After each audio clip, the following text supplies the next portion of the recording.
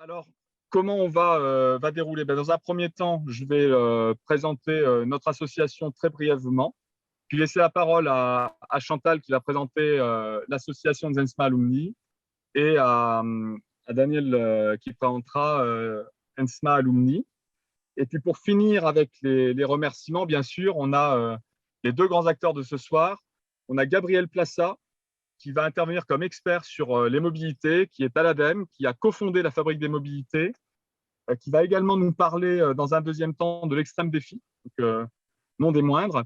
Et puis Eric, qui est dans les transports depuis très longtemps et qui a réellement coordonné la stratégie bas carbone chez DB Schenker, puis dans la continuité a rejoint Ineo, qui est une start-up qui contribue à décarboner les transports, donc il va pouvoir nous parler dans un deuxième temps, dans le deuxième temps de ce webinaire, de son parcours et voilà, de toute la richesse que ça peut avoir pour vous tous et qui sera très inspirant.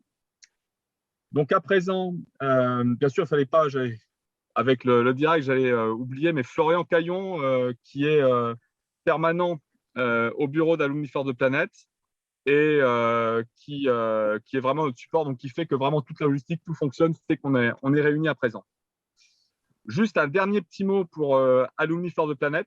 Donc, on ne présente plus, puisqu'à chaque webinaire, on vous a présenté pour les uns et les autres. Mais pour ceux qui découvriraient ce soir, donc on est une initiative qui est née en 2020, donc dans sa 3e année, qui est totalement apolitique, non militante, et qui a pour but d'aider les diplômés de l'enseignement supérieur à agir pour le climat et pour l'environnement au sein de leur organisation. Alors, première cible des entreprises, et donc les diplômés de l'enseignement supérieur, parce qu'ils sont à des postes où ils peuvent faire bouger les choses concrètement, mais également, si vous le souhaitez, dans votre ville ou dans votre quotidien. Et donc, on a 3 grandes familles d'actions. C'est permettre de connecter. Donc, quand vous êtes sur la plateforme, que vous êtes inscrit, vous avez la possibilité de connaître les personnes qui sont dans votre entreprise également, ou qui sont dans votre ville, ou qui sont les diplômés de votre même école. Et il y a beaucoup de collectifs qui se sont déjà créés grâce à ça, par le fait que les personnes voient qu'ils ont les mêmes intérêts, commencent à se parler et peuvent agir ensemble pour apporter le changement. On a également le fait d'informer, puisqu'on a un conseil scientifique qui permet de bien filtrer l'information. Donc, nous, on ne crée pas de contenu, mais sur notre site, on vous donne tous les liens vers les informations qu'il est nécessaire à voir pour bien comprendre les enjeux des problématiques climatiques et environnementales. Et surtout, la 3e volet, c'est le passage à l'action, avec des boîtes d'outils, certes, qu'on a constituées avec le temps, mais surtout le vivier des témoignages qui soient écrits sur le site ou à travers les webinaires qu'on organise, comme celui de ce soir, sur le thème des mobilités terrestres. Eh bien, Chantal, je te laisse présenter l'association Ensma Alumni. Merci beaucoup Clément. Donc, je suis vraiment très heureuse d'être là ce soir parce que c'est vrai que ça fait maintenant quelques années que nous soutenons Alumni for the Planet avec beaucoup de joie d'ailleurs. Je dois dire que ça nous apporte vraiment beaucoup et tous les webinaires auxquels j'ai pu participer sont vraiment toujours très intéressants. Donc, merci Alumni for the Planet. Donc, Lisa et Ensma forment des ingénieurs essentiellement destinés au transport et à l'énergie, et transport essentiellement aéronautique et spatial. Donc, nous, transport terrestre, on n'en a pas beaucoup, mais on en a, c'est certain, et je crois même que ça va en croissant dans les années qui viennent de passer là. L'école est déjà bien engagée sur le sujet. La semaine de rentrée des premières années est consacrée au sujet développement durable, énergie, environnement.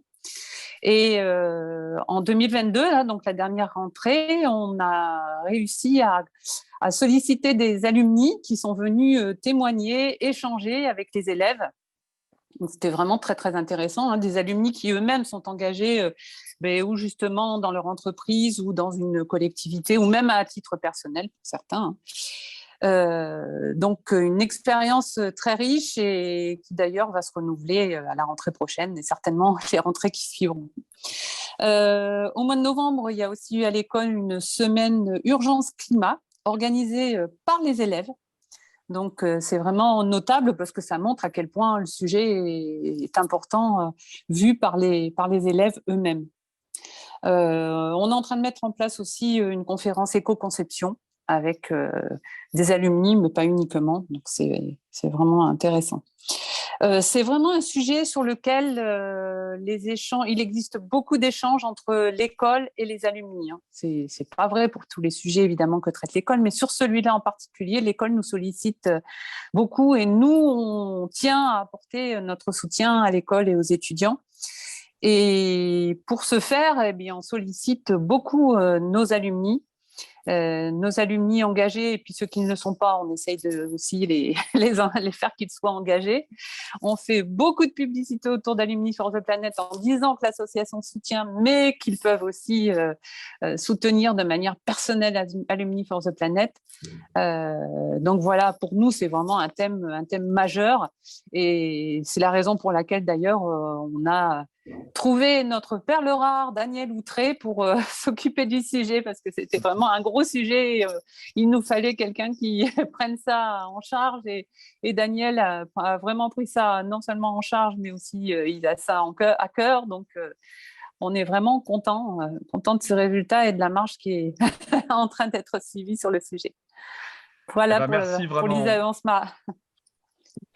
Merci, vraiment un bel engagement. Merci pour votre soutien et puis pour ces actions concrètes. Thibaut, je te laisse à ton tour présenter votre association Supmeca Alumni, en dire quelques mots. Ça marche, merci.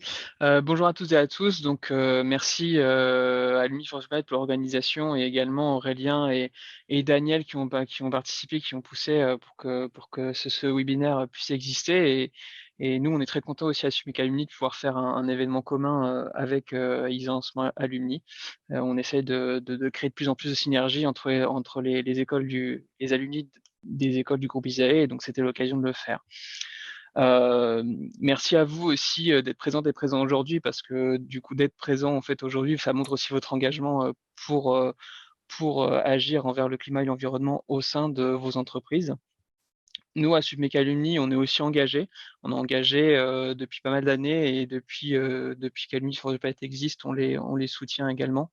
Et on essaye de pousser nos alumni à rejoindre le collectif dès qu'on en a l'occasion. On met notamment en avant des alumni qui sont particulièrement engagés à travers des tribunes qu'Aurélien écrit assez régulièrement dans l'année. Donc, je crois qu'on en est à 5 ou 6 à présent.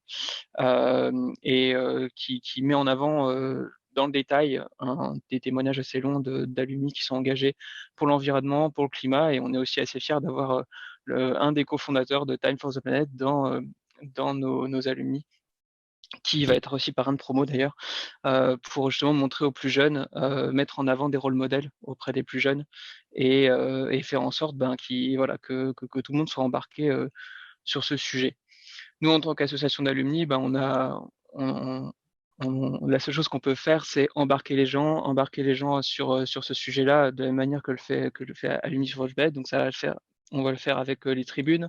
On va le faire aussi à l'école en essayant d'être influent auprès de l'école pour faire des choses. On a d'ailleurs participé à la refonte des programmes de l'école avec plusieurs alumni courant 2021 et donc ça commence à porter ses fruits puisque peu à peu l'école va introduire des doses de sujets environnementaux dans l'ensemble de ces matières. Donc je crois que ça va naître peu à peu à partir de la rentrée prochaine. Donc voilà, on est très fiers de ça. Très bien, et comme tu le dis, introduire les sujets environnementaux dès le niveau des élèves, c'est une excellente façon de démarrer le passage à l'action ensuite dans le milieu professionnel. Merci beaucoup Thibaut et Chantal pour vos présentations, pour votre engagement et le soutien. On va maintenant passer au cœur du webinaire et donc avant le témoignage d'Éric, on va avoir vraiment une présentation générale sur les enjeux environnementaux liés aux mobilités terrestres. Et c'est Gabriel Plassa de l'ADEME qui nous fait l'honneur de cette présentation, compte tenu du rôle que tu joues à l'ADEME, comme tu vas pouvoir nous le présenter maintenant. Je te laisse la parole et la main pour la présentation, Gabriel.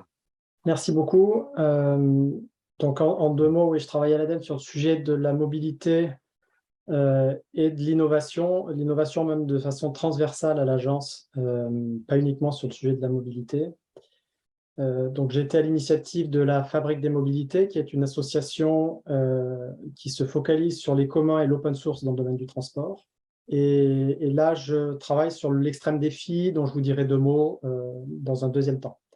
Alors, Petit donc, panorama sur le transport. Voilà, en quelques slides, essayer de vous apporter des éléments de compréhension globale de ce sujet.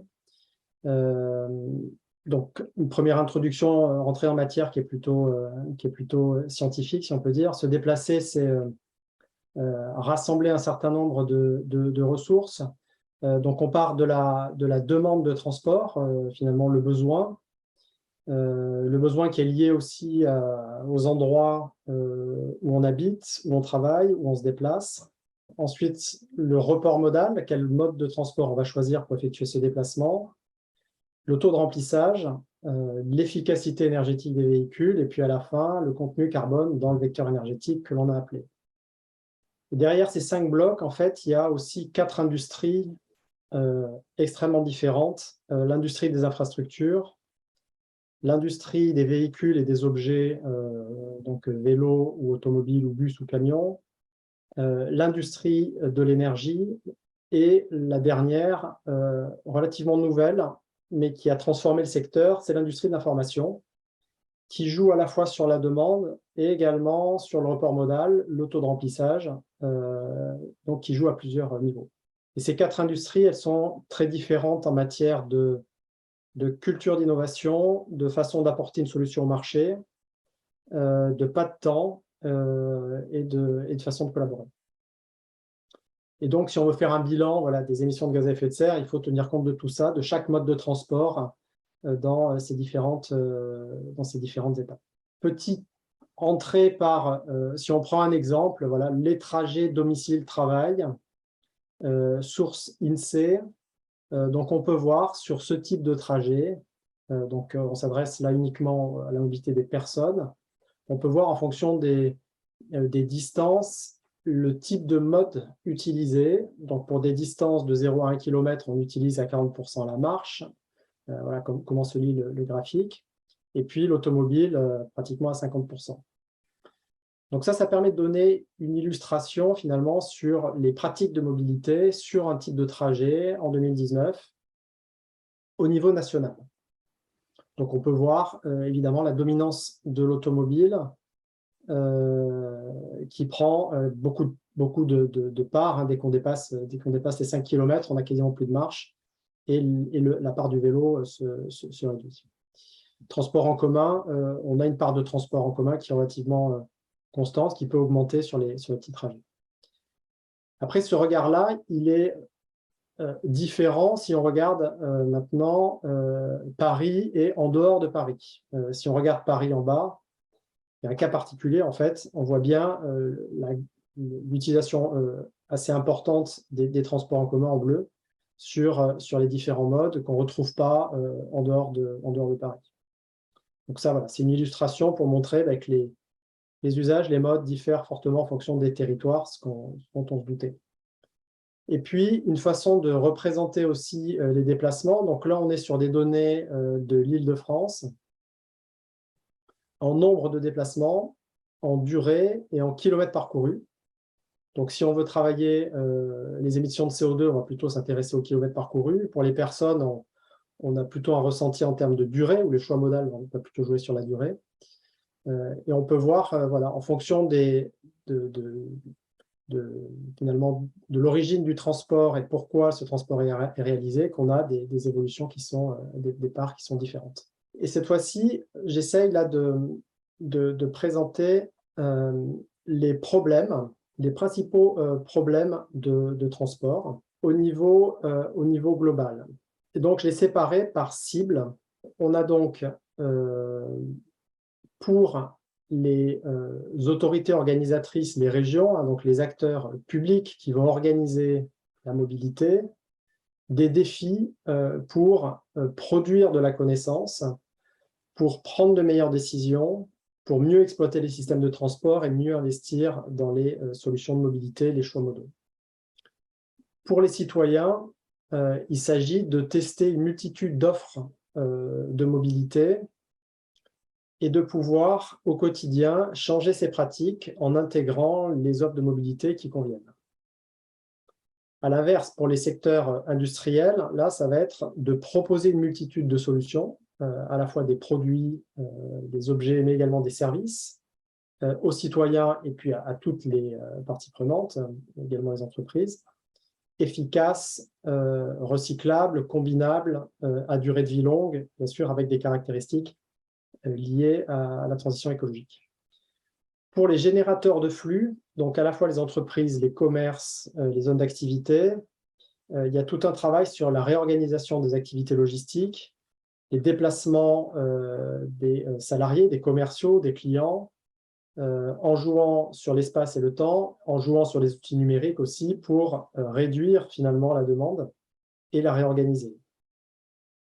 Et puis au niveau national, au niveau de l'État, un des défis, c'est de reconcevoir les contraintes-récompenses, donc les taxes et les incitatifs.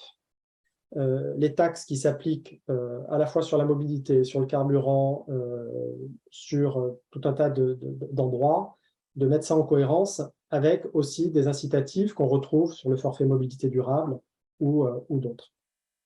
Également de construire des infrastructures numériques publiques, un peu les symétriques des infrastructures physiques que l'État a développées, et de repenser la conception des aides publiques. Alors, je vous présente aussi en quelques diapos un travail qu'a fait l'ADEME qui s'appelle Transition 2050, à travers 4 scénarios. Ces 4 scénarios sont tous neutres en carbone, mais n'y arrivent pas de la même façon.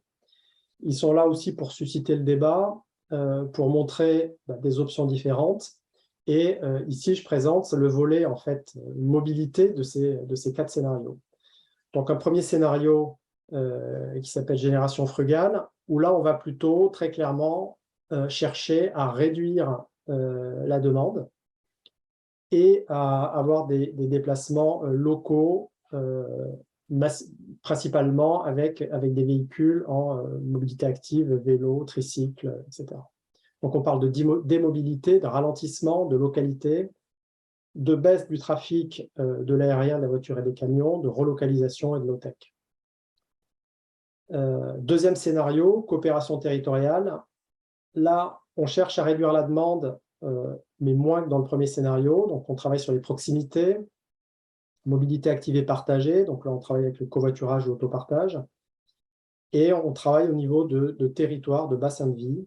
Et on s'intéresse à des véhicules intermédiaires, dont c'est le sujet dans l'extrême défi, donc je peux vous reparler après, avec un travail sur la fiscalité. Scénario 3, technologie verte. Donc là, on a un scénario plutôt tendanciel par rapport à aujourd'hui, où on va avoir développé des technologies de décarbonation, électricité, hydrogène, efficacité énergétique, massification des transports, mais on ne va pas forcément chercher à réduire la demande. Et puis, dans le scénario 4, là, on va plutôt, à l'inverse, chercher à accroître la vitesse, à se baser sur de la technologie pour réduire les émissions de CO2, éventuellement avec du stockage. Enfin, il y a du stockage dans ce scénario.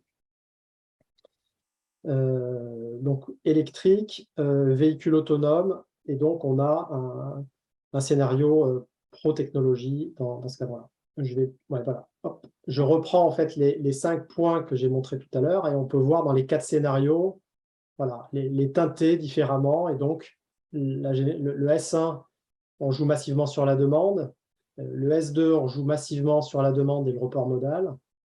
Et S3, S4, on joue massivement sur l'efficacité énergétique des véhicules, l'intensité carbone, donc des carburants verts produits à partir d'énergies renouvelables. Donc, encore une fois, c'est des supports de discussion et on peut bien sûr avoir un patchwork de ces scénarios. Ils sont là pour susciter le débat. Alors, une diapo un peu plus chargée, mais elle montre en fait l'étendue derrière ces sujets-là. Si on prend les sujets techniques d'efficacité énergétique et d'intensité carbone, on a là un travail, on va dire, d'ingénieur, de technologie moteur, d'hybridation, etc., des différents vecteurs énergétiques. Par contre, si on regarde les sujets de demande, là, on va plutôt jouer sur tout un tas de thématiques d'urbanisme, d'aménagement du territoire, d'organisation des temporalités, de comportement d'achat, de relations au travail, de télétravail, qui vont donc être plus là du ressort des sciences humaines et sociales. de la politique, des choix d'aménagement, de l'organisation des entreprises ou des choix logistiques, de la demande de marchandises. Donc derrière ça, en fait, ça touche au mode de consommation des citoyens. Donc c'est des sujets qui sont très complexes. Et le report modal, ben là, c'est l'arbitrage sur les différents modes. Donc ça, un peu, c'est les leviers voilà, sur lesquels on peut jouer. Et puis, dans autres, on va toucher à la fois les imaginaires, ce qui conditionne les choix des personnes, les politiques publiques, les développements technologiques qui peuvent arriver et changer des technologies ou des domaines. Et là, je présente quelques diapos sur l'évolution de la demande côté voyageurs, donc du côté des personnes. Donc là, vous avez 2015 tendanciel et puis les 4 scénarios ADEME. Donc on voit bien l'écart que je vous indiquais entre un scénario 1 qui réduit la demande et des scénarios 3 et 4 qui vont plutôt avoir tendance à chercher, pas chercher, mais qui ne limitent pas la demande. Donc là, c'était en distance, en temps de déplacement et en nombre de trajets. Donc tout ça a été travaillé avec des hypothèses. Et puis au niveau des marchandises, de la même façon, on a là aussi des volumes de trafic de marchandises en gigatonnes kilomètres pour différents modes et pour différentes catégories de marchandises transportées. Donc tout ça permet de faire des estimations voilà, sur la demande. Conjointement, il y a des hypothèses sur les vecteurs énergétiques dans les différents scénarios où on va plus voilà, s'appuyer sur de l'électrique, de l'hydrogène, du biogaz ou différents vecteurs énergétiques en fonction des scénarios ou des biocarburants. Globalement, si on additionne tout ça, la demande énergétique finale dans les différents scénarios, S1, S2, S3, S4, elle a pu être voilà, estimée à partir d'une solution de référence. Et on a à la fois donc, un volume total de consommation énergétique qui est réparti en fonction de différents énergies ou vecteurs énergétiques, gaz naturel, électricité, etc. Voilà, ça donne un peu une image globale. Et du coup, on a voilà, des réductions, pardon, et de là, on estime des émissions de gaz à effet de serre. Et comme je vous l'ai dit au départ, ces 4 scénarios sont proches en matière d'émissions globales de gaz à effet de serre, mais on y arrive de façon différente. Voilà, j'ai terminé pour ce rapide panorama. Je ne sais pas si vous avez des questions peut-être dans le chat, sinon je donne la parole à l'intervenant suivant. Alors, merci beaucoup, Gabriel, pour cette présentation d'ensemble, hein, très concise et complète à la fois, qui permet de bien appréhender tous les leviers et tous les enjeux hein, sur les émissions liées aux mobilités terrestres. Donc, ça permet de bien planter le décor pour introduire le témoignage. Alors, on a vu en plus les illustrations sur le transport de personnes, mais on transporte aussi par terre les marchandises. Et du coup, c'est le complément hein, dans cette soirée, c'est que le témoignage, lui, c'est d'Éric Michinaud, qui a un long passé, une longue expérience dans les transports de marchandises et qui va nous en parler à présent. Eh bien, Éric, je te laisse à présent la parole pour nous présenter le témoignage de tes actions et ton parcours au sein de DB Schenker et puis maintenant chez INEO. Parfait, très bien. Merci à tous et à toutes là, de me laisser cet espace pour témoigner de ce que j'ai pu faire dans ma carrière professionnelle. Pour que d'abord vous compreniez d'où je parle, je vais vous expliquer qui je suis en 2 mots. Et puis évidemment, je vais essayer de faire au mieux pour être à peu près exhaustif et clair dans ce que je vous raconte. Et si vous avez des questions, n'hésitez pas pendant le chat ou même de façon postérieure, il n'y a pas de souci.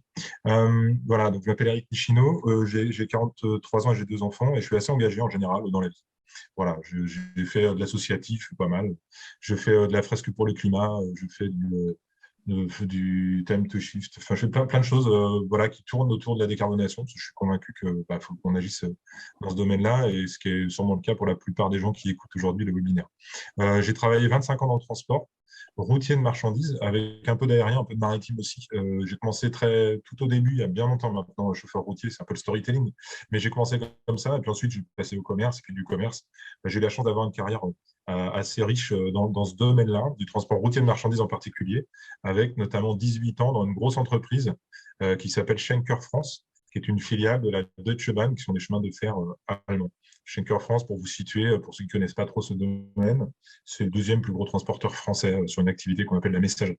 C'est assez gros, c'est 1 milliard de chiffre d'affaires sur la route et puis à peu près un peu plus de 200 millions d'euros sur l'aérien et le maritime, donc une grosse boîte. Dans cette entreprise, j'ai fait plein de choses, commerce, et puis sur les 3 dernières années, j'ai fait un executive MBA chez Audencia, je l'ai axé sur la décarbonation de l'entreprise, enfin la décarbonation du transport en général et de Schenker en particulier. Du coup, ça m'a aussi servi de laboratoire.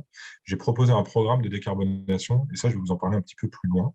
Donc, ça m'a permis de me poser pas mal de questions sur la carbonation du transport et de la mobilité des transports de marchandises en général. C'est de ça dont je vais vous faire part juste après.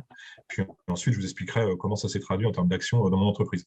Et puis, j'ai quitté Schenker il y a quelques mois, mais toujours dans une logique de décarbonation, parce que je me sentais encore plus utile après cette carrière chez Schenker, dans une start-up qui s'appelle Eneo, qui décarbone cette fois des camions. Là aussi, je vais vous parler de ce que ça signifie de décarboner des camions. Voilà, et ça, j'y suis depuis quelques mois maintenant. D'ailleurs, je vous parle de Paris, là, puisqu'on participe à un gros salon de l'hydrogène, c'est des véhicules à hydrogène, en fait. Un grand salon européen qui est porte de Versailles. Donc, si certains sont dans le coin, n'hésitez pas à venir me voir. C'est porte ouverte.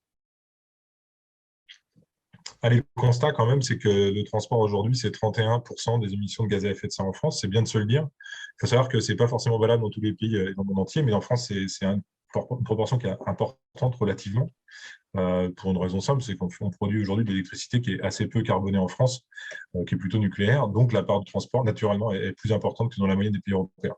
C'est considérable. Ça veut donc dire qu'il faut s'y pencher si on veut offrir un avenir décent à nos enfants, et puis à nous-mêmes aussi, parce que les choses allant vite, je pense qu'on ne va pas forcément non plus nous rigoler dans les années qui viennent.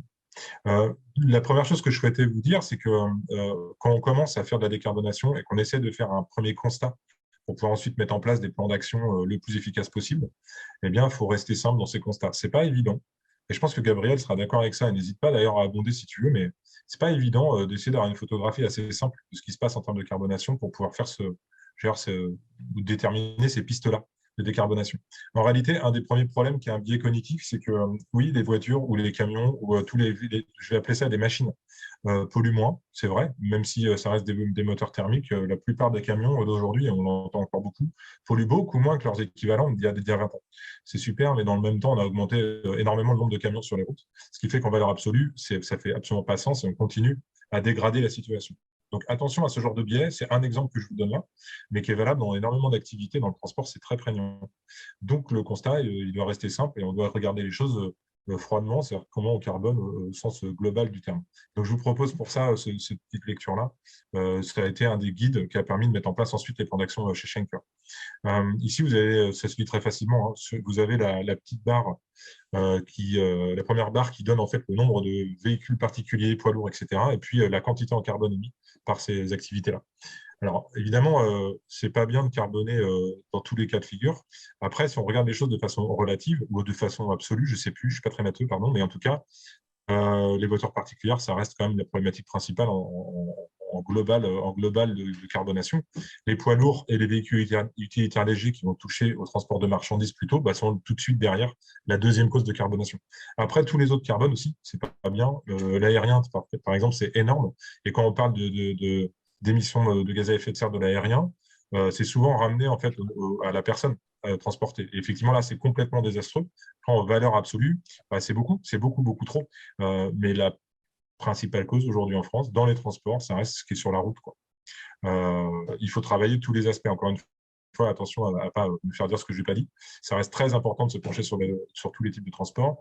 Mais la voiture, le poids lourd, allons-y tout de suite et allons-y vite.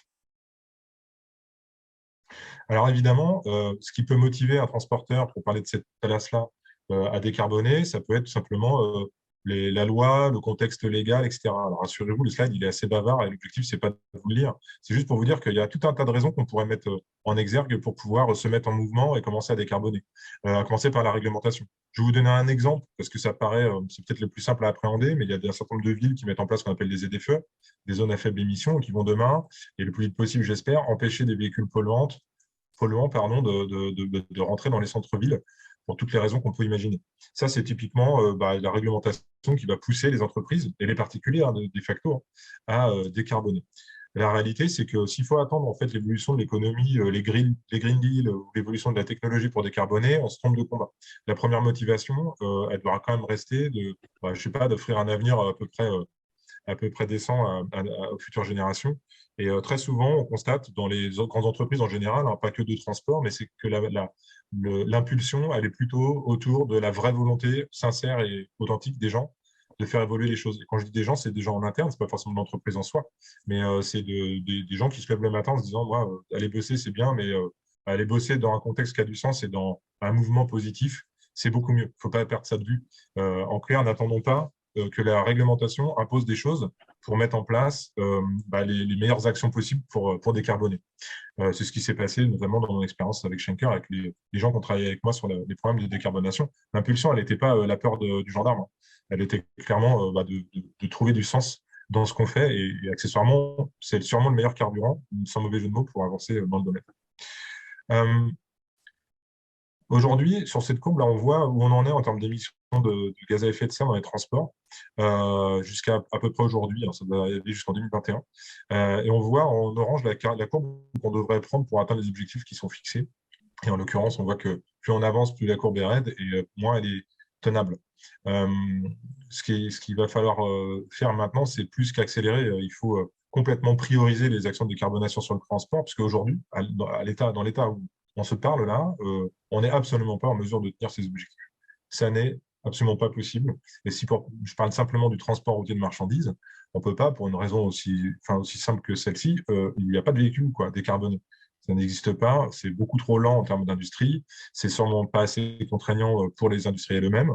L'émergence de stations de charge, etc., ça ne va pas assez vite. Ça reste encore extrêmement fragile, les actions qui peuvent être menées. Et donc, attention à ça, parce qu'il y a un moment où la bascule ne pourra plus s'opérer. Et c'est désastreux. Quand on parle de cette courbe-là qui couvre 31% de la carbonation, c'est quand même pas loin des tout. Alors, on pourrait se dire, commençons par rouler, c'est pas mal. Et effectivement, la sobriété, ça doit être le premier aspect, ce que disait Gabriel tout à l'heure d'ailleurs. La sobriété, c'est d'éviter de trop transporter. La problématique, c'est que très concrètement, on n'en est pas exactement là. C'est-à-dire que le constat qu'on fait plutôt, c'est que le Black Friday fonctionne super bien, que la consommation reste florissante, même si elle est légèrement perturbée par des particularités économiques. Mais enfin, globalement, on ne peut pas considérer que les flux, en général, et les flux de transport se réduisent. Le constat il est clair, on a plutôt tendance à augmenter en permanence le nombre de transactions et donc le nombre de flux de transport. Le transport de marchandises, c'est complètement lié à ce que tous on achète. Clairement, absolument tout ce qui vous entoure dans la pièce où vous vous situez est passé à un moment ou à un autre par un camion au minimum. Donc forcément, la façon de consommer influe directement sur le transport. C'est un parallèle qu'on peut faire de façon assez évidente avec notre façon de consommer de la nourriture. On a, en tant que citoyen, un rôle à jouer aussi dans le fait de ne pas utiliser du transport. C'est une facilité aujourd'hui, le transport. D'ailleurs, très souvent dans notre société où on consomme de plus en plus en numérique, on ne tient pas compte du transport. C'est-à-dire c'est le petit cadeau en fin de ligne. On ne sait même pas combien ça coûte vraiment de transporter. Et peut-être que la société va devoir se poser de nouveau cette question-là demain pour pouvoir faire des choix, des vrais choix. Parce que oui ou non, on a envie d'avoir des produits qui forcément prennent un avion pour être transformés dans un autre pays et pour revenir par un bateau et ensuite être redistribués par un camion. À un moment où ça a atteint ses limites, clairement. Alors aujourd'hui, si on regarde les évolutions de ces dernières années, j'allais dire juste un peu avant le Covid jusqu'à aujourd'hui, on est plutôt face à une restructuration des flux au niveau mondial. Le constat clair, c'est Boston qui a fait une étude assez pointue là-dessus pour ceux qui ont envie de creuser, fait le constat, Boston Consulting, pardon, c'est le constat que les gros flux de marchandises commencent à revenir parce qu'on fait face, en tout cas on constate, un protectionnisme de plus en plus évident qui ramènent une partie de la fabrication sur les continents. Alors, on n'en est pas encore au stade de voir des flux arriver de façon extrêmement localisée, ça vient petit à petit. Mais du coup, ça a un effet clair, c'est que là où jusqu'à aujourd'hui, c'est encore très présent, hein, on allait chercher des matières premières où elles se trouvent, très souvent dans des pays très éloignés, on faisait une première transformation dans un autre pays à peu près à proximité, avant d'emmener sur un premier continent qui fait une deuxième transformation jusqu'à arriver au consommateur final avec encore un flux de transport de produits finis, sans compter les divers stocks qu'il y avait à faire entre les deux. On commence à faire de l'approvisionnement sur les continents directement des matières premières, ce qui a tendance à changer un peu la donne en termes de gestion des flux. Ça veut dire quoi? Bon an, mal an, ça signifie que un peu moins de bateaux, un peu moins d'avions pour faire du raw material, en fait, pour faire de la matière première, pour faire de la matière pré-transformée. La matière première a tendance à arriver plus sur les continents et être transformée un peu plus près. Ça semble être une bonne nouvelle. En vérité, ça signifie aussi un accroissement assez énorme des flux de marchandises par route, puisque il faut transporter toute cette marchandise de façon beaucoup plus locale, certes, mais enfin, ça passe encore sur les routes. Bref, les transporteurs, aujourd'hui, qui sont de plus en plus mondiaux, doivent commencer à s'adapter à cet état de fait. Quels vont en être les effets concrets? C'est un petit peu tôt. C'est-à-dire que la tendance s'est accélérée pendant la période de Covid. Elle a tendance à se stabiliser, mais on ne sait pas vraiment où ça va mener. Mais ça pose des questions, un certain nombre de questions, sur la pertinence notamment de transport de très grande masse par voie maritime. Alors sur la mer, justement, il se passe quoi en termes de décarbonation? Aujourd'hui, si vous prenez un bateau de transport de marchandises et vous prenez 1 kilo transporté dans un bateau de transport de marchandises, bon an, mal an, il n'est pas très carboné, au fond. Dans la vraie vie, ce que je disais tout à l'heure, un bateau, c'est extrêmement polluant. Un bateau, ça utilise du fuel lourd la plupart du temps et ça recrache non seulement des gaz à effet de serre, mais je parle de tout le reste. Tout ce qui va être assez néfaste, voire très néfaste pour la nature, des rejets en mer, etc., c'est complètement désastreux. Qu'est-ce qui se passe concrètement? Il ne se passe pas grand-chose. Du point de vue maritime, il faut être clair, parce qu'on a ce fameux biais cognitif qui fait qu'un kilo transporté par la mer, on a toujours tendance, de façon intuitive, à penser que c'est nettement moins polluant que par avion. C'est vrai, mais ça ne change rien au fait que ces bateaux-là, il y en a énormément et qu'ils sont tous les jours à lier les continents entre eux et à rejeter des gaz à effet de serre. Bon, l'IMO, qui est l'Organisation maritime internationale, ça a commencé à mener quelques discussions autour de tout ça. Il y a quelques pistes, je vous en fais grâce, mais ça se trouve assez facilement aussi. Les pistes, notamment, c'est d'utiliser des fuels, enfin en tout cas des carburants qui sont un peu moins polluants. On passerait du fuel lourd à des éthanols ou des choses comme ça qui ont tendance à être un peu moins polluantes. Bon, dont acte, c'est très bien. Ça, j'allais dire, c'est ce que disait aussi Gabriel tout à l'heure. On est par un biais là, qui est plutôt technologique en se disant on va pouvoir continuer à faire tout pareil, mais avec des moteurs qui polluent un petit peu moins. Bon, pourquoi pas, c'est pas non plus très probant. Il y a aussi la façon de gérer les routes maritimes en essayant de les optimiser au mieux pour éviter de transporter trop de fuel. Et puis, il y a aussi la réduction de la vitesse en mer. Comme sur les autoroutes pour les voitures, moins on va vite en bateau et moins on a tendance à utiliser de fuel lourd et donc on pollue un petit peu moins. Bon, comme vous le voyez, oui, ce sont des pistes qui sont réelles, mais qui ne sont pas archi convaincantes sur du court terme en tout cas. On se rend bien compte qu'il va y avoir une inertie très forte du côté du maritime. Sur la partie aérienne, c'est pareil, la technologie aérienne, en fait, elle est assez sympa et intéressante parce que c'est des avions, dont certains ressemblent un peu à des vaisseaux spatiaux. Là, vous en voyez quelques-uns sur les programmes de chez Airbus. Je trouvais ça intéressant de montrer ça. C'est réel, c'est-à-dire qu'il y a des programmes qui ont été lancés pour aller chercher des motorisations plus propres. Sachant que globalement, il y a deux grandes familles. Il y a des motorisations qui continuent à être des motorisations kérosène, mais avec des kérosènes biosourcés et des moteurs qui sont moins consommateurs. C'est très bien. Pourquoi pas? Néanmoins, ça restera des avions qui seront un peu comme nos camions, qui pollueront moins, mais qui pollueront quand même. Si cette démarche-là, c'est pour mettre plus d'avions en l'air, ça ne va pas faire sens sur du long terme. La planète, elle s'en fout. Ce que je veux dire par là, c'est que plus d'avions qui polluent un peu moins chacun, ça va continuer à être énormément de pollution. La piste qui est de plus en plus, communiquée aujourd'hui, pour être clair, c'est la piste de l'hydrogène pour l'aérien. Ça peut faire sens. L'hydrogène a un pouvoir énergétique qui est super intéressant. Maintenant, ça mettra énormément de temps en termes de R&D avant de développer des avions qui sont réellement efficaces et pertinents sur l'hydrogène, sans compter que l'hydrogène, c'est très bien, mais il ne faut pas que ça vienne de n'importe où. Alors, sur la Terre, qu'est-ce qui se passe? D'abord, tout à l'heure, on parlait de report modal. En fait, le report modal, c'est l'idée qui consiste à se dire qu'une partie des marchandises pourrait être transportée par des moyens propres. Au même titre que vous, quand vous partez en voyage, c'est mieux de prendre le train que de prendre votre voiture, quoi qu'il arrive, parce que ça pollue moins. C'est vrai, ça c'est vrai, c'est très clairement vrai. Simplement, aujourd'hui, on a un vrai problème d'infrastructure et de structure en France pour pouvoir faire du transport par les chemins de fer. Globalement, l'État a délaissé cette partie-là de son activité depuis une trentaine d'années. Et aujourd'hui, pour des transporteurs tout court, c'est extrêmement complexe d'utiliser les voies ferrées pour mettre des trains dessus, alors que pour de nombreux flux, qui sont des flux longue distance, ça ferait largement sens. Maintenant, le constat, il est un peu moins rigolo que ça. Ici, vous avez la tendance du transport routier comparativement au transport fluvial ou ferroviaire en basse-sang. On se rend compte que la tendance, elle est complètement à l'opposé de ce que vous voyez, de ce qui devrait être fait.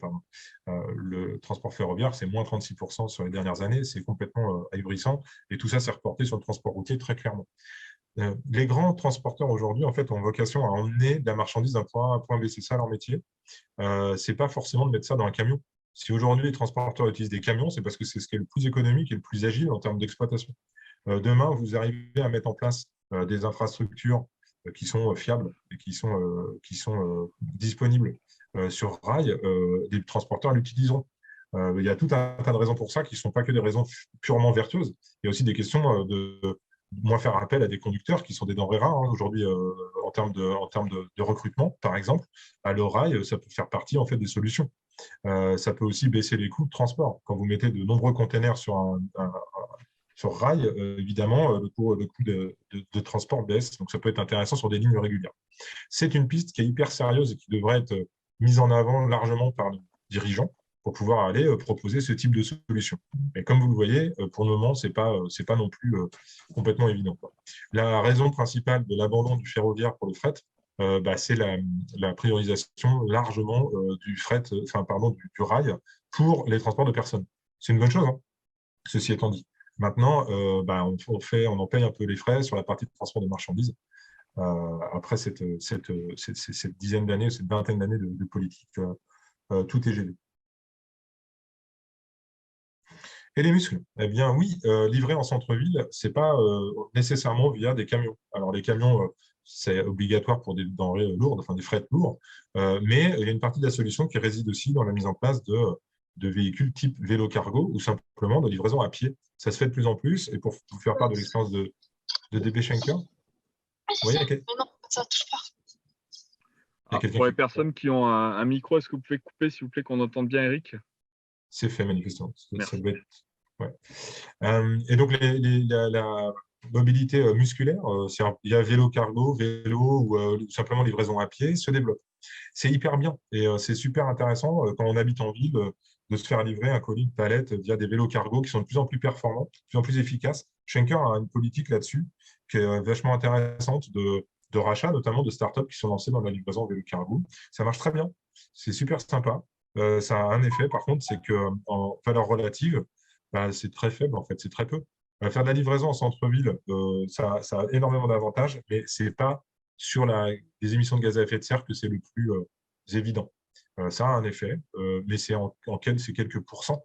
Même si demain, on livrait tous les centres-villes avec des vélos cargo, en fait, on atteindrait probablement une dizaine de pourcents de tout ce qui est transporté par voie routière en France.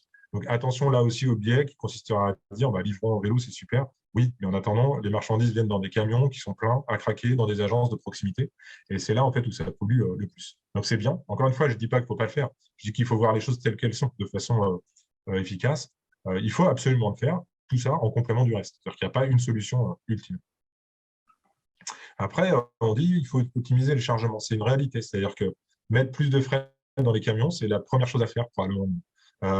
C'est un peu l'équivalent du covoiturage. Quand on est deux dans une voiture, on pollue 2 fois moins ramener à la personne. C'est con, mais c'est vrai, ça marche. Dans le transport, c'est la même chose. N'oublions pas quand même une chose, c'est ce que j'ai mis là sur cette petite slide, c'est que c'est déjà le job. C'est-à-dire qu'un transporteur aujourd'hui, n'oublions jamais qu'il n'a absolument aucun intérêt à transporter de l'air. C'est déjà son travail. C'est-à-dire que toute son activité, son exploitation et ses outils sont tournés vers l'optimisation de ses chargements. Là non plus, pas pour des questions vertueuses, mais parce que c'est son boulot. Et c'est comme ça qu'il gagne de l'argent.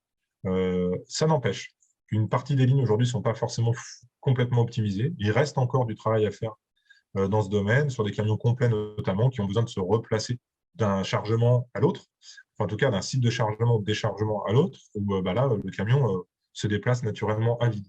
Et ça, effectivement, c'est assez délétère. Donc, il faut continuer à travailler dans ce domaine, mais une bonne partie de l'activité est déjà adressée par le modèle économique même du transport de marchandises.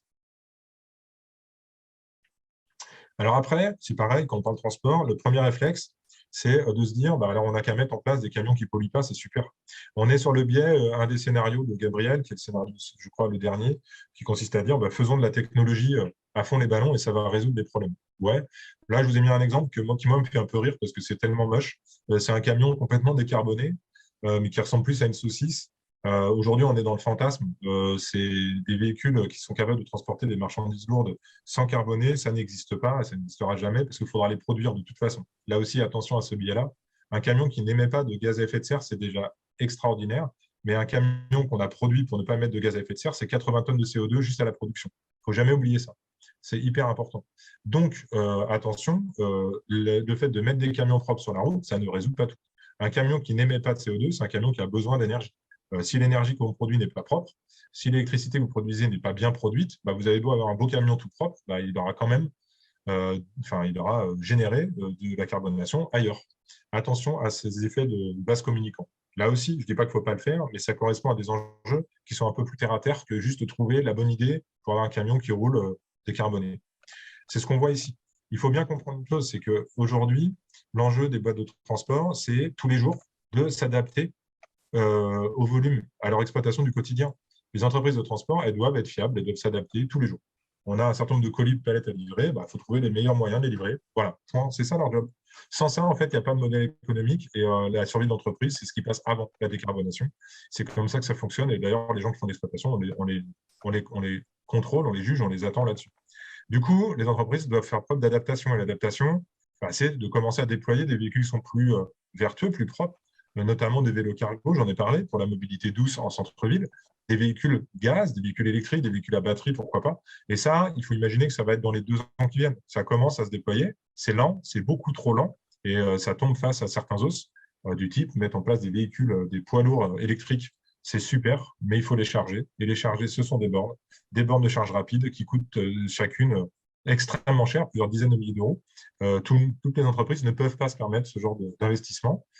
Et puis en plus, honnêtement, le blocage, il n'est même pas là. Il est dans la capacité de nos réseaux électriques de pouvoir alimenter ces bornes en courant pour les charger sur des agences de messagerie avec 100 véhicules toute la nuit. Enfin, je veux dire, techniquement parlant, on est encore assez loin du compte, même si c'est très séduisant sur le papier. Après, il y a une autre phase qui va être plutôt la phase d'innovation où on peut commencer à imaginer participer à l'émergence de nouvelles filières qui, elles, sont très prometteuses, mais qui méritent de l'action, de l'investissement, de la structuration. Et ça, c'est une question de phasage de tous les acteurs de ces nouvelles filières, la plus prometteuse étant la filière hydrogène qui viendra en complément de la filière batterie classique. Et évidemment, plus on avance dans le temps, plus il y a un degré d'incertitude. Une chose qu'il faut bien comprendre aussi, c'est que les acteurs du transport de marchandises en général n'ont pas l'habitude de l'innovation. Ce sont des entreprises qu'on peut comparer à de vieilles industries qui n'ont pas besoin ou qui n'ont pas eu besoin au cours de leur histoire d'être innovantes en soi. On n'a pas de R&D dans le transport. On n'est pas dans l'industrie qui a besoin en fait de se pencher sur la question de la technologie, de ce qu'elle fabrique au quotidien pour pouvoir s'adapter sur leur chaîne de valeur. Le transport, c'est une facilité qui n'a pas besoin ou qui n'a pas eu besoin de se remettre en cause. Un transporteur, il achète un camion et les camions qu'il achète, c'est pas un camion c'est un camion qui est sur le marché, quoi. Il l'achète sur l'étagère. Voilà. De lui demander en fait d'investir sur l'avenir pour faire émerger des camions tout neufs à hydrogène qui coûtent beaucoup plus cher et qui sont beaucoup plus vertueux, ça va quand même à l'encontre, la plupart du temps, d'une culture d'exploitation-adaptation. Et ça, c'est un frein aujourd'hui. J'aime bien cette image, en fait, c'est pour vous parler du biogaz. Le biogaz, en fait, c'est ces demoiselles-là qui vous le produisent, c'est-à-dire que c'est la captation de méthane qui est transformée en biogaz et qui est redistribuée pour la mobilité. Et c'est plutôt intéressant, parce que ça permet de décarboner une activité qui est l'activité agricole pour ensuite l'utiliser dans du transport. Cette activité-là, ou alors les biocarburants du type B100 ou Léo100, etc., qui sont des carburants qui sont faits à base de colza ou de culture, sont des pistes qui sont certes intéressantes, mais qui ne sont pas des solutions pérennes de long terme. C'est des solutions alternatives de court terme. Elles ont l'avantage de pouvoir se mettre en place dès maintenant. La technologie est plutôt connue. Maintenant, dans l'avenir, c'est-à-dire à échéance 10, 15, 20 ans, c'est des technologies qui devront s'éteindre pour être orientées ailleurs. En tout cas, c'est ce que moi je dis, c'est l'opinion de Schenker sur la question et qui a tendance à utiliser ces technologies-là faute de mieux, en fonction de l'usage des tournées, etc., mais qui a tendance à aller vers un schéma qui est un peu différent et qui va être plutôt le schéma que vous voyez là, j'ai pris l'exemple de Schenker parce que je connais très bien naturellement, mais globalement plutôt une flotte qui est composée de véhicules à hydrogène qui sont, alors je précise, je m'arrête une seconde sur la technologie hydrogène. L'hydrogène, en fait, ce sont d'abord des véhicules électriques qui fonctionnent classiquement avec un moteur électrique, mais qui n'est pas alimenté par des batteries, en tout cas pas exclusivement par des batteries, mais par ce qu'on appelle une pile à combustible qui transforme de l'hydrogène gazeux en électricité. L'énorme avantage de cette technologie-là, c'est que un camion comme ça, qui roule sur une route classique, ne recrache que de la vapeur d'eau. Ce qui est extrêmement vertueux du coup à l'usage. Donc encore une fois, attention à l'hydrogène qu'on met dedans, il ne faut pas faire n'importe quoi. Mais si c'est bien de l'hydrogène vert, bien fabriqué avec un moteur, un véhicule bien conçu, c'est très prometteur à l'avenir, effectivement. Maintenant, c'est une filière émergente. À côté de ça, il y a les véhicules électriques qui sont en cours de déploiement. Vous avez un exemple en bas d'une startup qui s'appelle Volta, qui commence à proposer ce type de véhicule en Europe, qui est en train de faire homologuer ce type de véhicule et qui correspond à une bonne partie de l'activité de transporteurs comme Schenker pour de la livraison de centre-ville.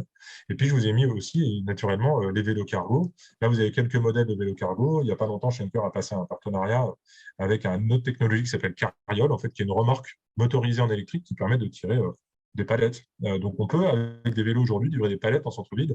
Et c'est ce dispositif-là, couplé à du véhicule urbain, périurbain et des véhicules longue distance électriques ou électriques hydrogène, qui seront vers le schéma gagnant, couplé à la sobriété et à tout ce que je disais avant, c'est un report modal et à une meilleure gestion des flux. Les bornes de recharge, je vous en ai parlé, c'est un enjeu qui est phénoménal, c'est un enjeu d'investissement très fort.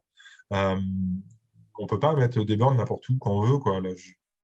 Enfin, ce n'est pas si simple que ça, il faut du temps et puis il faut aussi des infrastructures pour pouvoir alimenter ces bornes. Si on extrapole, j'ai fait ce travail-là, chez Schenker en particulier, pour voir un peu de quel besoin énergétique il y avait pour, par exemple, Schenker faire tourner ses véhicules. Pour vous donner une idée, juste les véhicules exploités par Schenker en messagerie, il fallait à peu près produire l'électricité de la ville de Nantes pour une entreprise. Ça vous donne un peu le schéma. Alors maintenant, attention, c'est pareil, c'est un effet d'annonce qui est un peu parlant.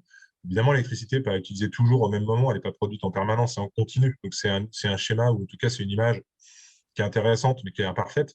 Quoi qu'il arrive, il y a un besoin énergétique qui est réel et qui mérite non seulement la production elle-même de l'énergie pour l'orienter correctement vers la mobilité, mais en plus la gestion des flux énergétiques pour pouvoir la délivrer au bon moment, au bon véhicule, sur les bonnes bornes. Ça, on n'a pas gagné encore cette bataille. C'est une bataille qui se joue en même temps que l'émergence des véhicules. En résumé, tout ce que je viens de vous dire, en fait, ça doit passer par 5 étapes. Beaucoup d'entre vous connaissent déjà cette façon-là de lire les choses, mais la solution à la décarbonation de la mobilité, elle ne passe pas que par la mise en place de camions propres. Ça, c'est trop facile. Il ne faut pas s'arrêter à ça. C'est un sujet. C'est mon sujet de tous les jours aujourd'hui dans l'entreprise où je travaille, certes, mais c'est un sujet sur 5 blocs qui doivent être travaillés et ça fait encore écho à ce que disait Gabriel tout à l'heure. D'abord, il faut penser report modal. Comment on peut faire différemment? Comment on peut trouver des solutions de transport qui soient différentes et décarbonées? Le rail, le fluvial, c'est les deux des aspects les plus intéressants du transport de marchandises pour la partie continentale. Mais il faut se pencher sur ces questions-là. L'autre aspect, c'est la notion de taux de remplissage. Plus on remplit un camion, mieux on remplit un camion, mieux c'est. Je vous donne un exemple de piste intéressante en plus de l'optimisation en soi des véhicules, c'est le fait de pouvoir tirer plusieurs remorques. En France, aujourd'hui, il n'est pas autorisé d'avoir ce qu'on appelle des trains routiers qui permettraient, avec un camion, de tracter 2 semi-remorques, ce qui permettrait d'éviter un véhicule moteur pour tirer 2 semi-remorques sur des trajets qui pourraient largement supporter ça, des trajets autoroutiers assez simples. Et donc, il y a des collègues, à moi d'ailleurs, qui ont déposé des demandes au niveau européen pour pouvoir faire évoluer ce genre de solutions. C'est des solutions qui, là, pour le coup, sont simples. Il n'y a pas besoin d'une technologie de dingue, mais comme pour le covoiturage, 2 remorques, il y en a une qui est tractée sans carbonation, quoi. Donc, pourquoi se priver en fait, de ce type de solution? L'efficacité énergétique des machines, quand je vous parle des machines dans le transport, ce sont tout ce qui transporte, quoi, les camions, mais on peut aussi parler des trains, des avions et consorts. L'efficacité énergétique, c'est comment on fait avec une machine et une performance donnée pour utiliser le moins possible d'énergie. C'est déjà le travail qui est mené par les constructeurs, mais ça ne va pas encore assez loin. C'est-à-dire que faire consommer moins de gazole pour faire un trajet, c'est très bien, mais ça reste du gazole. Et en parallèle, on l'a vu, la tendance du transport routier, c'est plutôt d'augmenter en nombre de véhicules. Donc, faire un véhicule qui pollue 2 fois moins pour en mettre 3 sur la route, ça n'a pas de sens. Donc attention, ça ne peut pas fonctionner tout seul, la notion d'efficacité énergétique des machines. Après, il y a la disponibilité et l'intensité carbone de l'énergie. Autrement dit, c'est comment on la produit, cette énergie. Faire de l'hydrogène, pour prendre cet exemple que je connais bien, par vaporofermage du pétrole, et donc faire polluer encore plus que via un moteur thermique, ça n'a absolument pas de sens. On va avoir des beaux camions qui ne polluent pas, mais des usines qui produisent de l'hydrogène qui polluent absolument et de façon absolument pas tolérable, quoi. Donc attention à ça. D'où la notion aussi de production énergétique d'électricité, en l'occurrence, la plus propre possible. Enfin, le cinquième bloc, et le plus important, c'est comment on fait pour s'en passer. Comment on fait pour s'en passer? C'est des questions qu'on doit absolument tous se poser dans notre quotidien, évidemment, mais aussi dans nos entreprises. Comment on fait pour se passer de tout ça? Une bonne façon de le faire en entreprise, c'est un peu plus le sujet du jour, c'est peut-être de commencer à sourcer nos partenaires le plus proche possible et éviter d'aller chercher très loin pour faire du moins cher, de commencer à intégrer dans la démarche et dans la réflexion la notion de peut-être un peu plus cher, mais avec une intensité carbone qui est bien plus faible. C'est une piste qui semble simple, mais qui aujourd'hui n'est pas forcément la piste privilégiée dans les chaînes de production, notamment de nos grands industriels. Pour terminer, je vous disais tout à l'heure, j'avais mis en place dans mon entreprise un programme de décarbonation. Le voilà, en gros, c'est aussi pour essayer de vous inspirer sur ce qu'il est possible de faire dans vos propres structures et organisations. Alors, chez Schenker, ça s'appelle TED, pour Transition énergétique et décarbonation. Le principe, c'est de travailler sur la notion d'infrastructure à énergie positive, comment on réduit l'énergie des bâtiments. Donc, ça reprend les préceptes que je vous disais juste avant. La partie sobriété apparaît aussi dans le programme.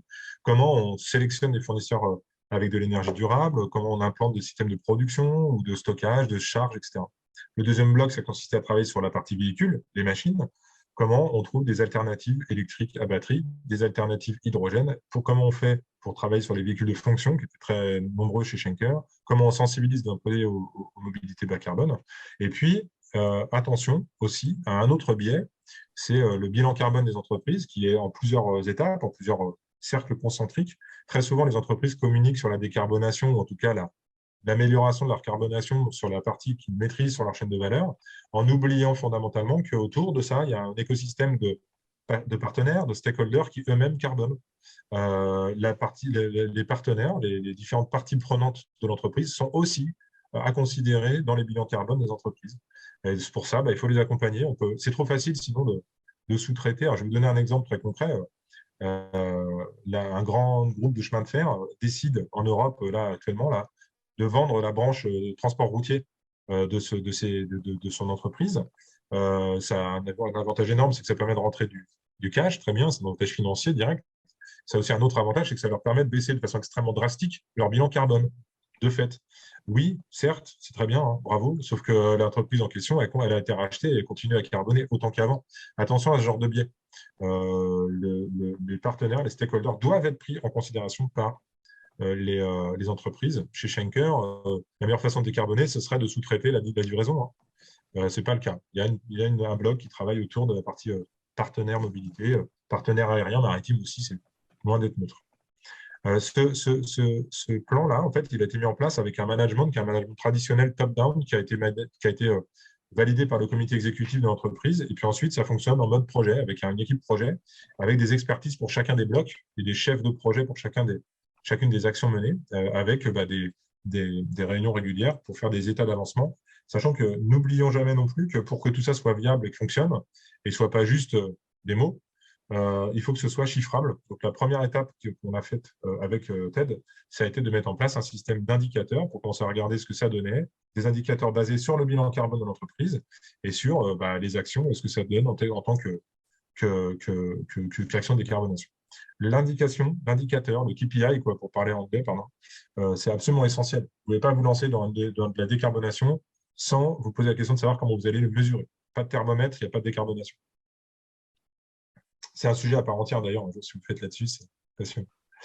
Une autre action, et ce sera mon dernier slide, ça a été de mettre en place une plateforme qui permette à tous les salariés de l'entreprise, à tous les employés, absolument à tous les niveaux, de pouvoir agir et de pouvoir remonter ses envies ou ses idées pour décarboner son entreprise. Je vous disais tout à l'heure que le moteur le plus puissant dans la décarbonation de l'entreprise, c'est la volonté de ses employés d'y aller et de se lever le matin en se disant « moi, je suis dans une boîte qui fait un effort, qui est sur une bonne trajectoire, etc. » que j'y participe, je mets ma pierre à l'édifice.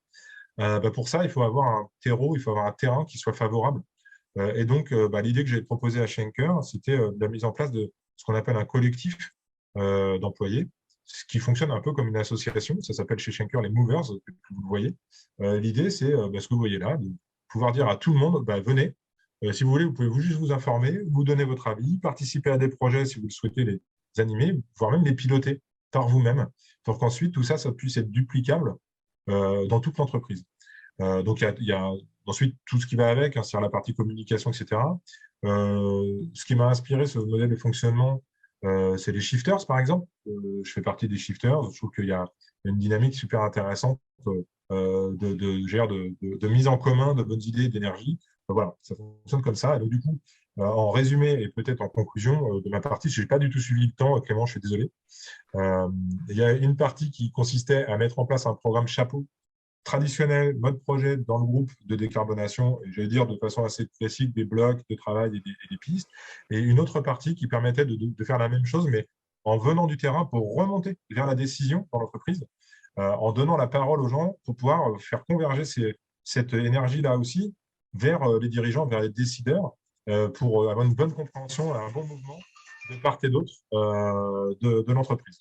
Voilà ce que j'ai pu mettre en place. J'espère que j'étais assez clair. Je vous remercie en tout cas pour votre écoute. Je suis à votre dispo pour les questions si vous en avez, s'il y a encore le temps. Pardon, Clément. Non, il n'y a pas de problème, Eric. On est encore dans le temps. Et merci pour cette vision globale que tu nous partages et puis l'engagement qui transparaît. Donc, quelqu'un qui a agi en ayant une vision globale que tu nous as partagée pour bien parachever cette présentation que tu as faite. Et avant de passer sur le complément de présentation de Gabriel et traiter les questions qui ont été, et je remercie tous les participants au webinaire qui ont mis ces questions, est-ce que tu peux présenter puisque donc, tu as montré les deux actions que tu as fait sur la stratégie de décarbonation et sur les movers, revenir sur cette expérience, comment ça t'est venu, donc en 5 petites minutes, vraiment, comment ça t'est venu, comment tu as pu convaincre la direction, entraîner les collègues, est-ce qu'il y a eu des difficultés, comment tu les as surmontées pour pouvoir mettre en place cette action concrète qui, chez Schenker, a contribué à décarboner les mobilités terrestres.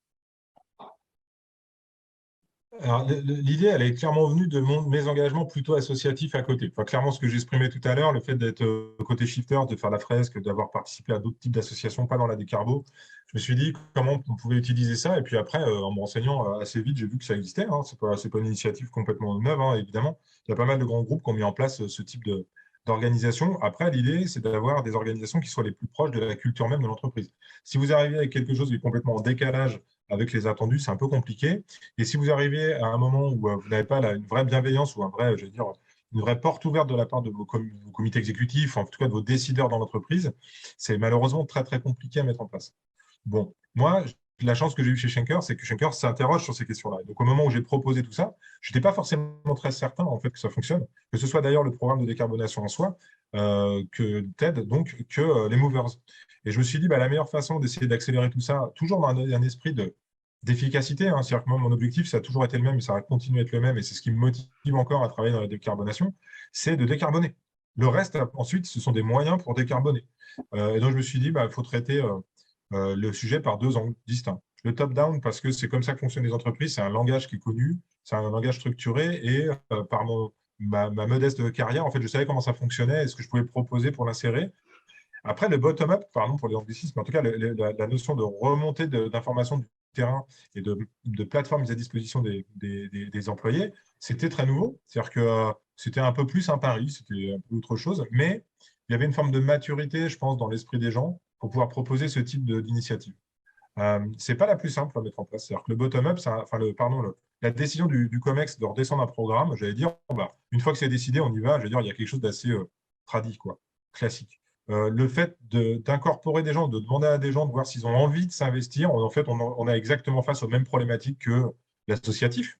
L'associatif, vous avez des gens qui viennent, d'autres qui ne viennent pas, d'autres qui viennent mais qui ne font rien, d'autres qui ne viennent pas mais qui un jour viennent et font vachement bien, enfin, etc.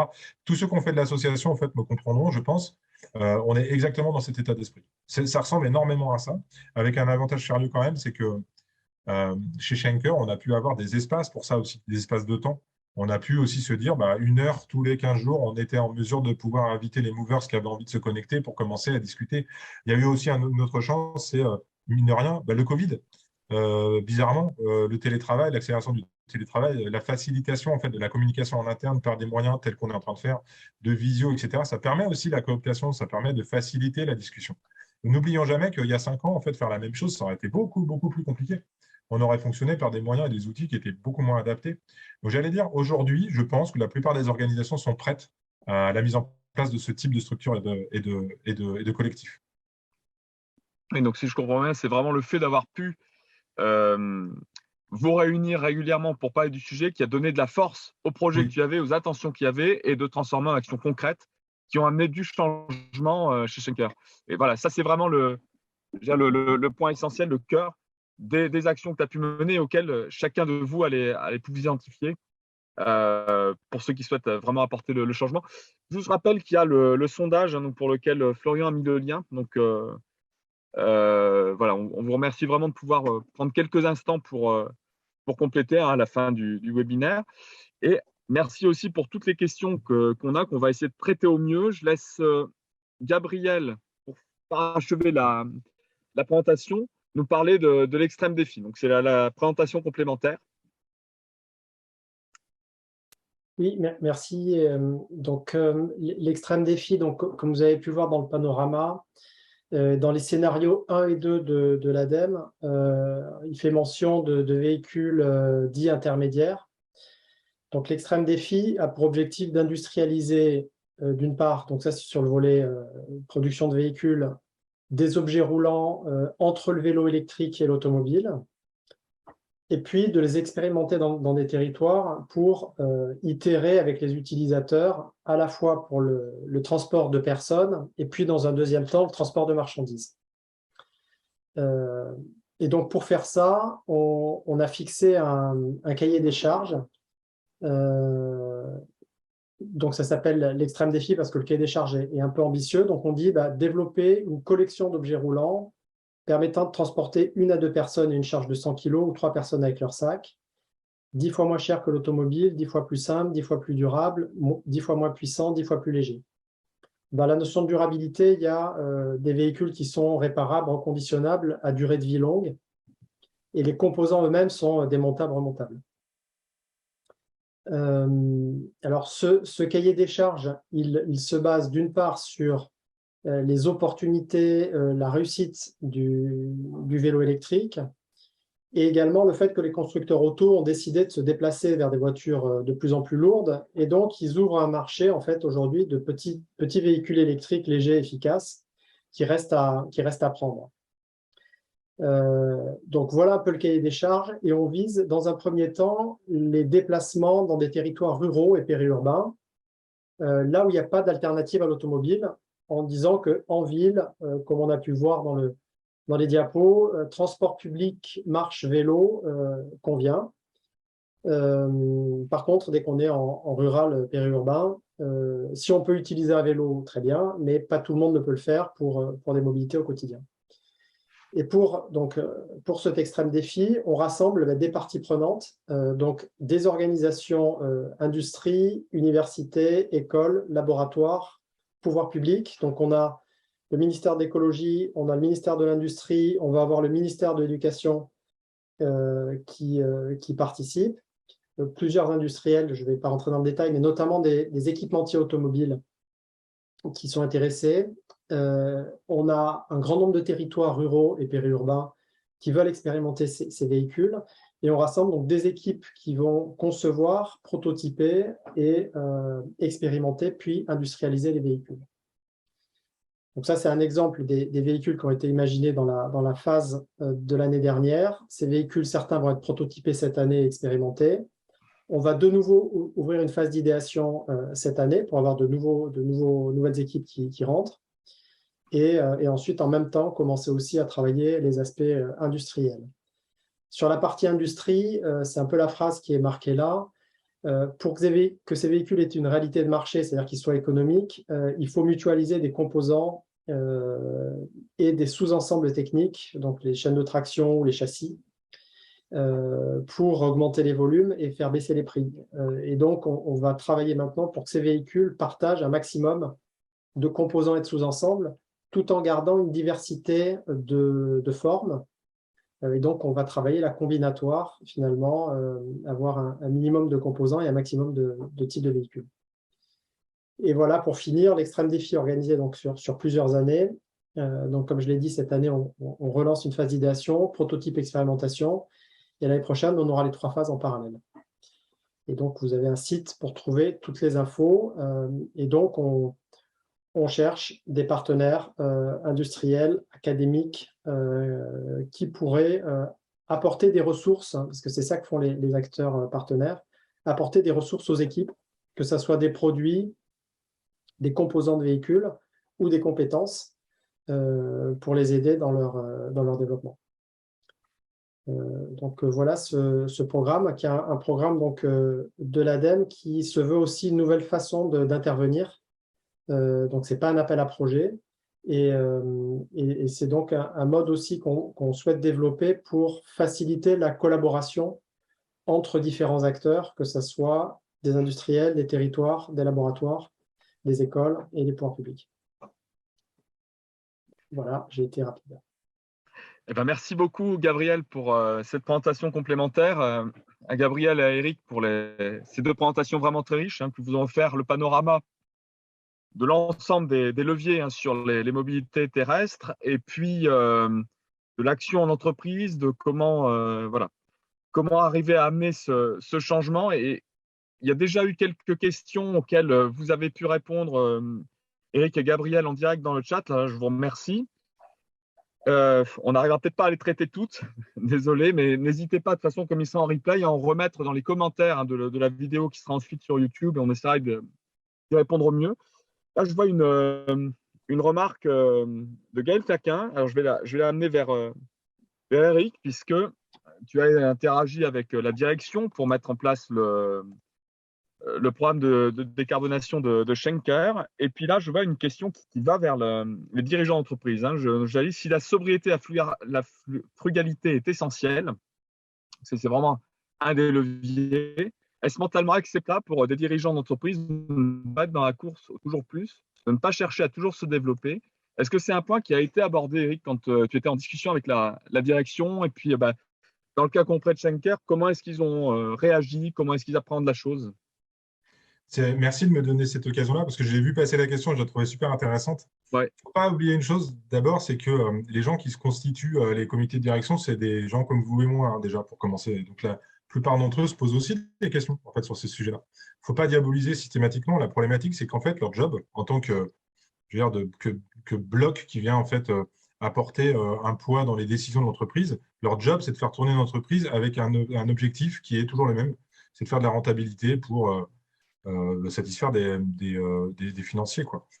Le système même capitalistique, en fait, empêche l'initiative dans le domaine. Enfin, faut être très clair, quoi. C'est une réalité. Néanmoins, un des bons angles, et ce qui a bien marché chez Schenker, dont je vous fais part, c'est aussi d'expliquer. Ça s'est fait de façon hyper concrète pendant un COMEX où on a été invité à expliquer tout ça. Hein. C'était très, très concret, hein, d'expliquer que décarboner, c'est aussi une opportunité pour l'entreprise. Des opportunités très pragmatiques de se démarquer, de travailler sa marque employeur et donc de pouvoir faciliter aussi le recrutement auprès de gens qui sont motivés par des actions positives. C'est aussi bien vis-à-vis des clients, naturellement, qui sont de plus en plus demandeurs de ce type de solutions.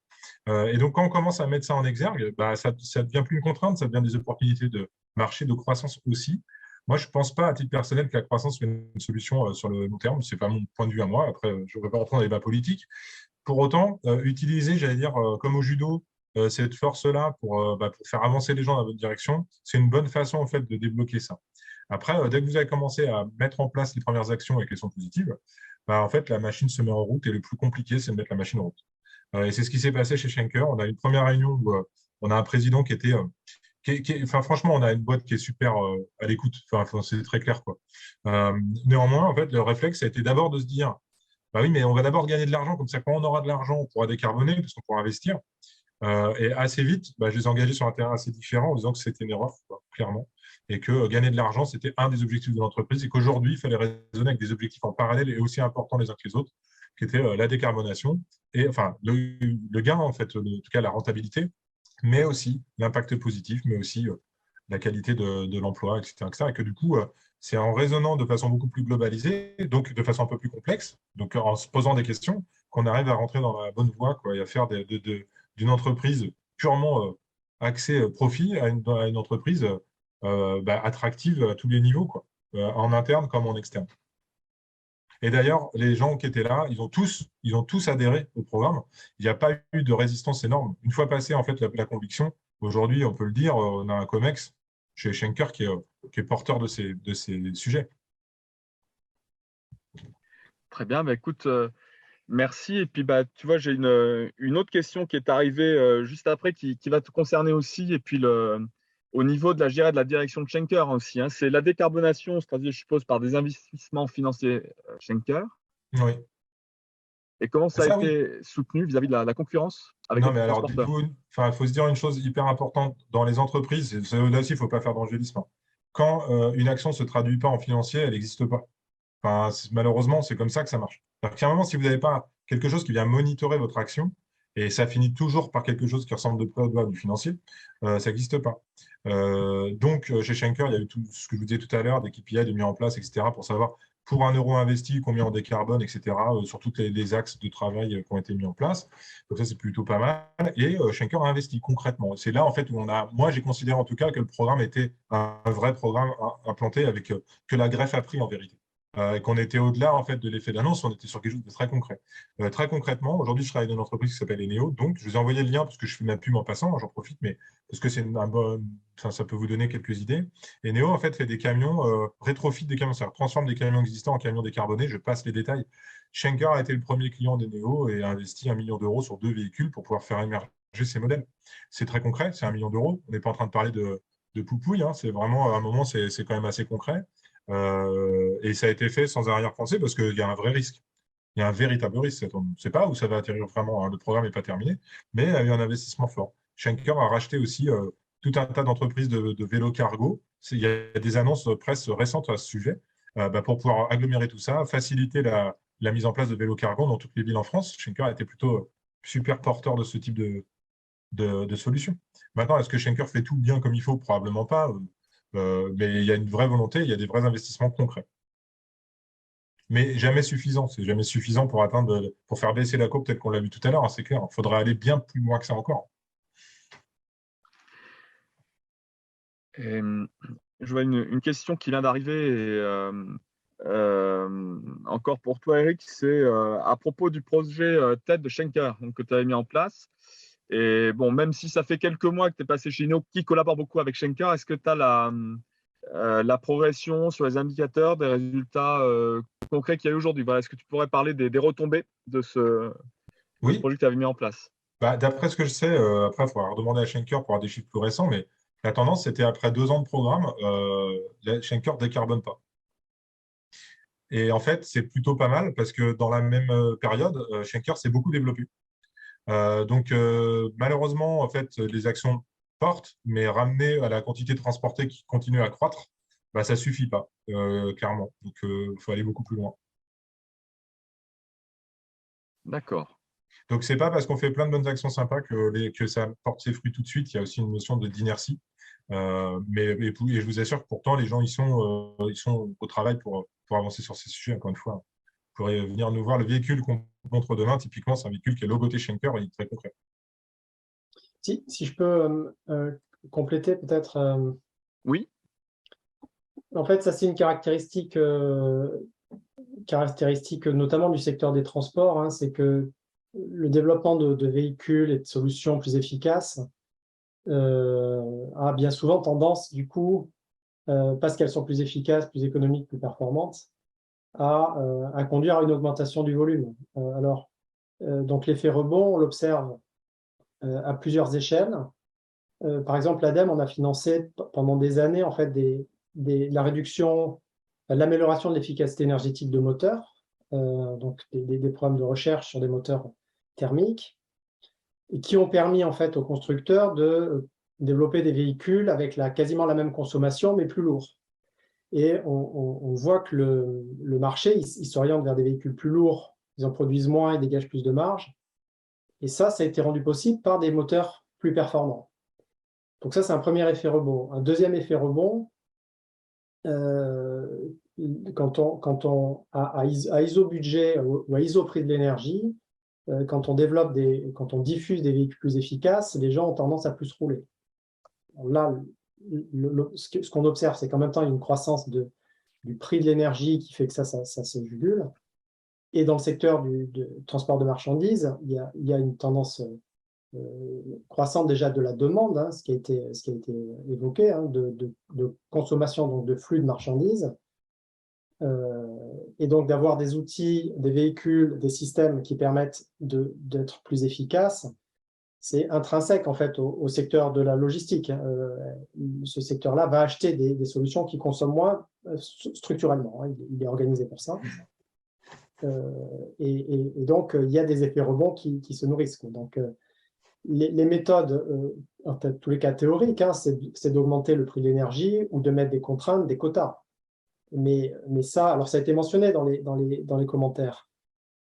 On a eu quelques signaux quand même, hein, sur l'acceptation, sur la capacité de le faire ou en fonction de la vitesse. C'est tout sauf trivial de jouer sur la contrainte en matière de transport ou de consommation de produits, hein. Claire. Et si je peux me permettre, il y a une question qui vient de tomber que je trouve géniale, parce que c'est vraiment très à propos. En fait, ça a dit globalement, est-ce que tout ce qui est fait chez Schenker aujourd'hui, ça va vers plus de sobriété? Mais en fait, je vous livre cette réflexion. Un transporteur, en fait, son métier, c'est de transporter. D'accord? Pour lui, ce n'est pas une facilité, c'est sa chaîne de valeur. C'est comme ça qu'il gagne sa vie. Okay, et donc, l'intérêt d'un transporteur, avant tout, aujourd'hui, pour parler vraiment sobriété, c'est de vendre le plus lourd possible, enfin des transports lourds, le plus loin possible.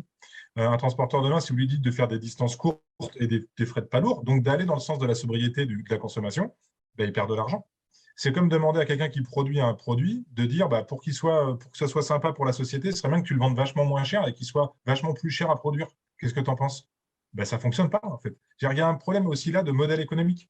Les choses elles changent vraiment quand un transporteur se dira mon modèle, en fait, je le transforme en disant tiens, comment je fais par exemple et comment je facture à mes clients un conseil qui consisterait à sourcer ses fournisseurs au plus près de l'endroit où ils produisent. Là, OK, il y aura du sens parce qu'on va aller aider à réduire les distances. Mais tant qu'aujourd'hui, le modèle économique il est basé sur du poids au kilomètre, il y a quelque chose qui ne fonctionne pas dans cette équation, en fait. Donc, vous pouvez mettre en place tout un tas de choses super intéressantes. On aura toujours cette idée-là qui est hyper arrangeante, mais comme on a tous nos petits biais, hein, on pourrait faire tout pareil qu'avant, ce serait vachement bien, mais avec des camions qui ne polluent pas, comme ça on ferait toute la même chose. Dans la vraie vie, on sait très bien que ce n'est pas ce qui va se passer demain. Je ne sais pas si je suis clair dans ce que je dis, mais n'oublions pas que les entreprises, elles ont des business models qui sont déterminés, qui sont clairs, et quand vous allez à l'encontre de leur chaîne de valeur, c'est extrêmement compliqué. Ça consiste à faire changer l'entreprise de métier, littéralement, quoi. Ne demandez pas à un transporteur de faire moins de transport, ça n'a pas de sens. En fait, ce que tu veux dire, Eric, c'est que par rapport à la problématique globale des mobilités terrestres, il y a à chaque échelle au niveau d'action et qu'en fait, le volume total transporté n'est pas du ressort de l'entreprise elle-même, mais par contre, ça va être dans qui ressemble un peu à l'équation de Kaya, mais adaptée au transport qu'avait présenté Gabriel au début, hein, ouais. C'est-à-dire un des facteurs qui va être l'intensité carbone de la tonne kilomètre. Oui. Là, le transporteur peut agir. Et sur les autres chaînes d'action, pour dire moins transporter, transformation de la société, il y a d'autres leviers à agir. Mais comme on peut également agir dans son quotidien, c'est aussi quelque chose qu'on peut inciter.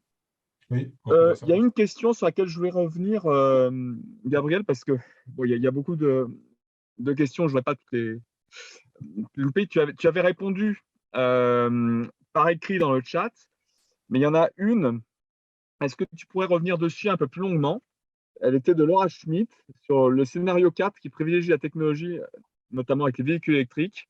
Est-ce qu'il prend en compte le risque de réduction des ressources métaux nécessaires aux batteries? Et voilà, est-ce que c'est un scénario viable? Puisque n'y a pas que uniquement l'aspect carbone-climat, il y a tout l'aspect ensemble aussi des ressources et aussi de la biodiversité. Mais là, on a un bon exemple climat-ressources. Tu pourrais développer un petit peu ce point, Gabriel? Ouais. Oui, tout à fait.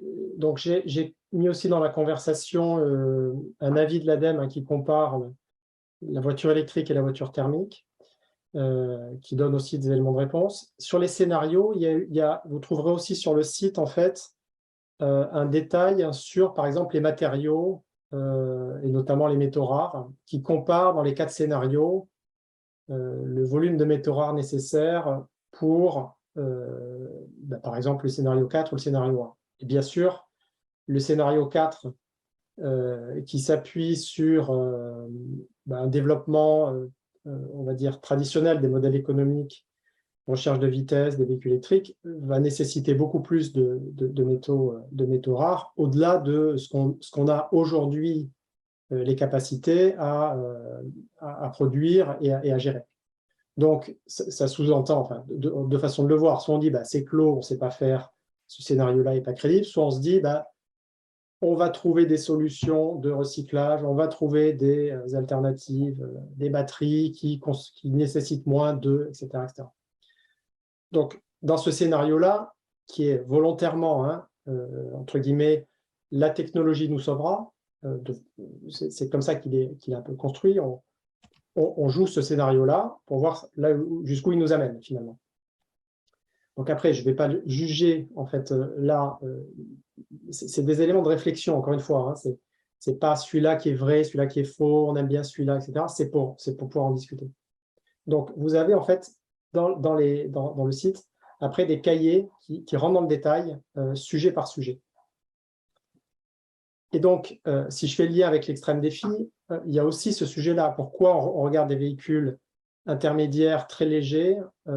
C'est aussi pour ce sujet-là, d'avoir un minimum de besoin de matière, et en plus des batteries qui sont démontables, on va changer juste la cellule et pas l'intégralité de la batterie.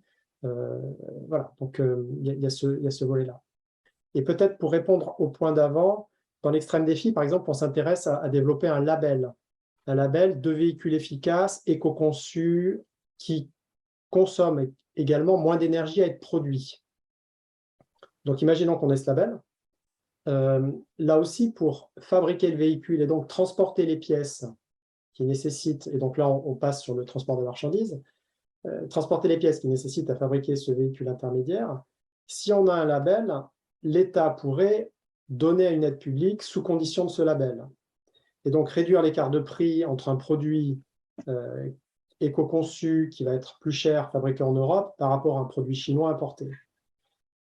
Donc, c'est un moyen de gérer le paradoxe qu'on a évoqué tout à l'heure, d'avoir des déplacements plus courts, un produit fabriqué en Europe qui va être plus cher qu'un produit asiatique, et on va venir le compenser par une aide à l'achat sous condition d'un label de performance énergétique.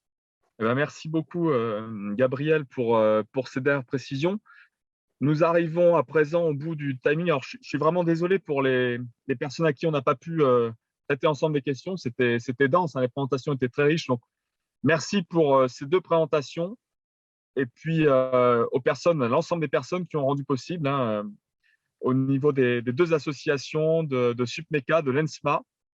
Je vais essayer de rappeler un petit peu, s'il fallait résumer en une phrase ce qu'on doit retenir, c'est que la question des mobilités et de son empreinte carbone, donc on a vraiment la première équation qu'a présentée Gabriel, c'est multifactoriel et ça se multiplie entre eux. Et ensuite, c'est le fait qu'une personne, là où il est dans l'entreprise, ne peut pas agir sur l'ensemble des leviers, mais déjà, s'il peut être sur le levier sur lequel il a action, eh bien oui, c'est possible.